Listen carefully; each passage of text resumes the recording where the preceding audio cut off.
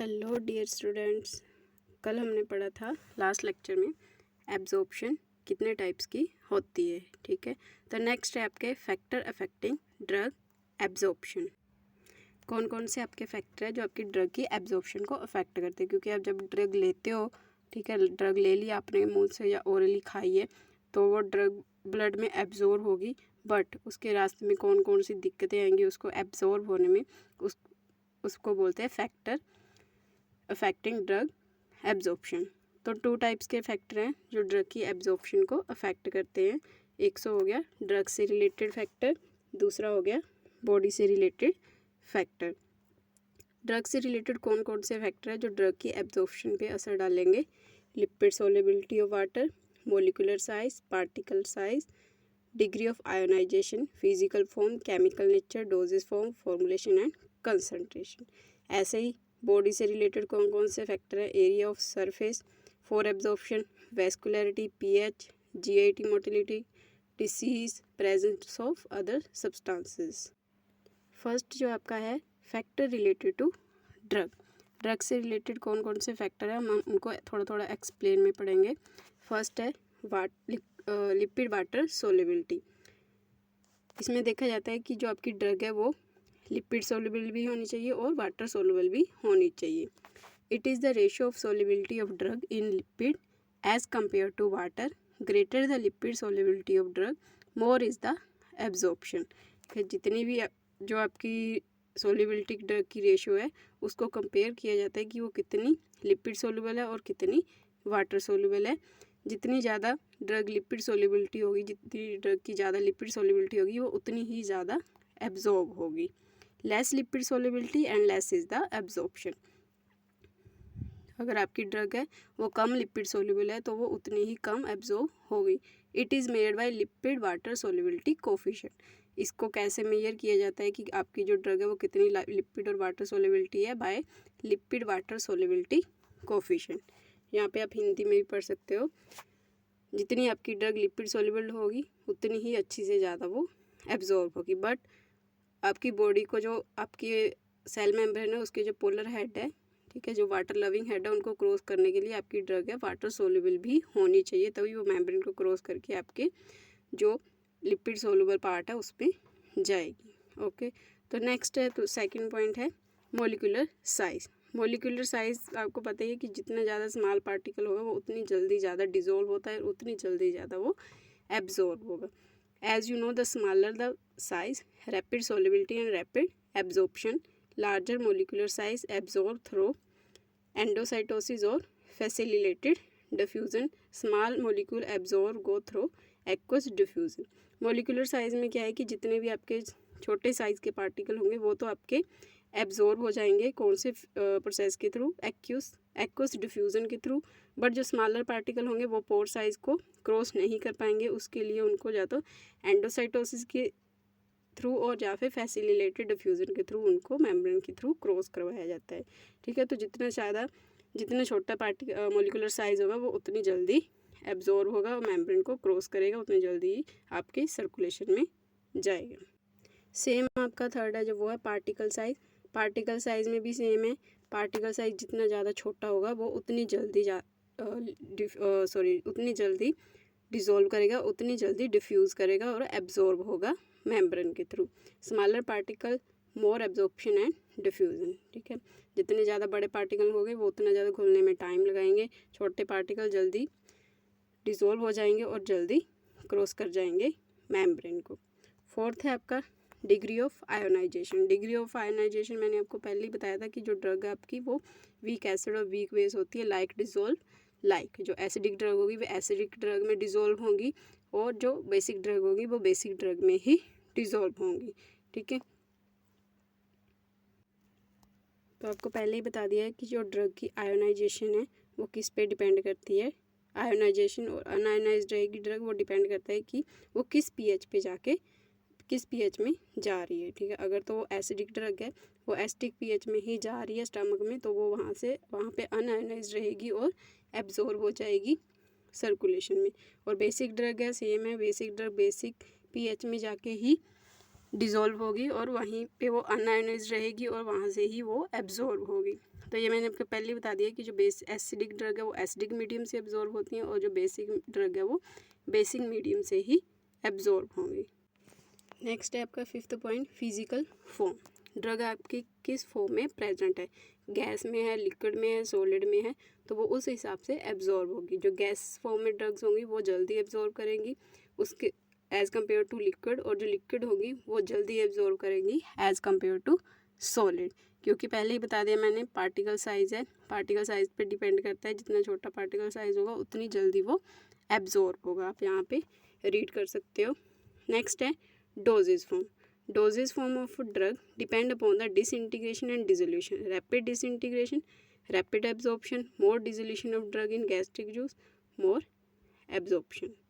Doses form में depend करता है कि जो आप ड्रग दे रहे हो वो किस फॉर्म में, किस डोजेज फॉर्म में दे रहे हो, सॉलिड फॉर्म में दे रहे हो, लिक्विड फॉर्म में दे रहे हो या फिर बाय पेरेंटल फॉर्म में दे रहे हो। ठीक है, अगर आप ओरली उसको सॉलिड फॉर्म में दोगे या ओरली दोगे तो वो स्लोली डिसइंटीग्रेट करेगी, स्लोली डिसोल्व करेगी और स्लोली एब्जॉर्ब होगी। अगर उसको आप सेम ड्रग को आईवी रूट के थ्रू देते हो तो वो उतनी जल्दी फास्ट उसकी डिसोल्यूशन होगी और फास्ट एब्जॉर्प्शन होगी। तो सेम ही फिनोमिना है डोजेस फॉर्म का, कि अगर किस डोजेस फॉर्म पे डिपेंड करता है कि किस डोजेस फॉर्म में ड्रग को दे रहे हो। ठीक है, तो आप यहाँ पे रीड कर सकते हो। नेक्स्ट है formulation. When the drug is prepared with the active ingredient, other additives are used, these are diluent, excipient and binders. Normally these additive does not interact, but if they react they can change the बायोबिलिटी। इसमें क्या है कि जब आप कोई tablet बनाते हो या कोई अदर लिक्विड डोजेस फॉर्म बनाते हो तो उसमें एक्टिव इंग्रेडिएंट के अलावा और भी एडिटिव्स यूज़ किए जाते हैं, जिनको फार्मास्यूटिकल एड्स बोलते हैं। ठीक है, जैसे बाइंडर हो गया, डिल्यूएंट हो गया, एक्सीपिएंट हो गया, प्रिजर्वेटिव्स हो गया। तो इनको क्या करते हैं, ड्रग बनाने के लिए यूज़ करते हैं एक्टिव कंस्टिट्यूएंट के साथ। बट नॉर्मली ये जो एक्सीपिएंट होते हैं या फार्मास्यूटिकल एड्स होते हैं ये रिएक्ट नहीं करते हैं, बट अगर बाय चांस ये रिएक्ट कर जाए तो ये ड्रग की बायोबिलिटी मतलब ड्रग की डिसोल्यूशन और एब्जॉर्प्शन को इफ़ेक्ट डाल सकते हैं। तो फॉर्मुलेशन पे भी डिपेंड करता है कि आपकी ड्रग कितनी जल्दी एब्जॉर्ब होगी, कि जो एक्सीपिएंट है वो क्या असर डाल रहे हैं ड्रग पे। नेक्स्ट है आपका केमिकल नेचर। केमिकल नेचर पे भी डिपेंड करता है कि आपकी जो ड्रग है वो प्रॉपरली एब्जॉर्ब होगी या नहीं होगी। केमिकल नेचर मतलब कि कोई ड्रग है उसका केमिकल नेचर कैसा है, उसको किस रूट से हम दें ताकि वो बेटर एब्जॉर्ब करे, उसका केमिकल स्ट्रक्चर के हिसाब से। For example benzyl penicillin is degraded in GIT. अगर बेंजाइल पेंसिलिन है उसको हम ओरली देते हैं तो वो जीआईटी में डिग्रेड हो जाती है, जिसको बोलते हैं first pass metabolism. So it is given parenterally. ठीक है, तो इसलिए हम इसको ओरली नहीं दे सकते, हम इसको पेरेंटली ही दे सकते हैं। ठीक है, कुछ ऐसी ड्रग होती है जो इंटेस्टाइन में जाने से पहले डिग्रेड कर जाती हैं, फर्स्ट पास मेटाबॉलिज्म हो जाता है, इसलिए उनको अदर रूट से दिया जाता है। तो ये सारा डिपेंड करता है कि जो ड्रग का नेचर है वो कैसा है, वो डिग्रेड तो नहीं हो जाएगी स्टमक में, इसलिए उसका रूट चेंज किया जाता है। तो केमिकल नेचर पे भी डिपेंड करता है ड्रग के कि ड्रग को किस रूट से दें। ठीक है, तो उसकी एब्जॉर्प्शन इफ़ेक्ट हो जाती है केमिकल नेचर की वजह से। नेक्स्ट लास्ट तो ये थे कि फैक्टर, ड्रग से रिलेटेड कौन कौन से फैक्टर जो एब्जॉर्प्शन को इफ़ेक्ट करते हैं। नेक्स्ट है बॉडी से रिलेटेड कौन कौन से फैक्टर जो आपकी ड्रग की एब्जॉर्प्शन को अफेक्ट करते हैं। फर्स्ट है आपका surface area of for absorption. ये डिपेंड करता है कि ड्रग की एब्जॉर्प्शन के लिए कितना सरफेस एरिया अवेलेबल है बॉडी में। ठीक है, अब जैसे स्टमक है, स्टमक में ज़्यादा सरफेस एरिया है तो वहाँ पे ड्रग ज़्यादा एब्जॉर्ब होगी। इंटेस्टाइन है, इंटेस्टाइन में सरफेस एरिया कम है। ठीक है, क्योंकि वो कर्व में होती है, उसमें स्पेस कम है, तो वहाँ पे ड्रग क्या है आपकी कम एब्जॉर्ब होगी। तो सरफेस एरिया पे डिपेंड करता है कि एब्जॉर्प्शन आपकी कितनी होगी। वैसे ही सेम अगर आप कोई ड्रग है, टॉपिकली ड्रग है, उसको स्किन पे अप्लाई करते हो तो स्किन पे आपका एरिया ज़्यादा है ड्रग को एब्जॉर्ब करने के लिए, तो वहाँ से आपकी जो ड्रग है वो जल्दी एब्जॉर्ब कर जाएगी। तो आप यहाँ पे रीड कर सकते हो हिंदी में भी और इंग्लिश में भी, absorption depend on the surface area. Second point है पीएच। पीएच मैंने पहले ही बता दिया कि ड्रग की जो एब्जॉर्प्शन है वो डिपेंड करता है वो किस पीएच में जा रही है। ठीक है, एसिडिक ड्रग एब्जॉर्ब होगी एसिडिक पीएच में, बेसिक ड्रग एब्जॉर्ब होगी बेसिक पीएच में। नेक्स्ट है आपका third point presence of other substances. Presence अगर आप प्रेजेंस ऑफ अदर सब्सटेंसेस मतलब कि अगर आपने खाना खाया हुआ है या कोई आपने और ड्रग्स लेते हो, आपका कोई थेरेपी चल रही है, ठीक है, तो वो सारी चीज़ें भी ड्रग की एब्जॉर्प्शन को इफ़ेक्ट करती हैं। इसीलिए देखा होगा आपने कि कब बोला जाता है कुछ मेडिसिन ऐसी होती हैं जो सुबह खाली पेट लेनी होती है, ठीक है, और कुछ मेडिसिन ऐसी होती है जो खाने के बाद लेनी होती है, कुछ खाने के साथ लेनी होती है। तो ये डिपेंड करता है कि जो फूड है या अदर ड्रग्स है आपकी बॉडी में, तो वो भी ड्रग की एब्जॉर्प्शन को इफ़ेक्ट करती हैं, ठीक है। जैसे आयरन है, आयरन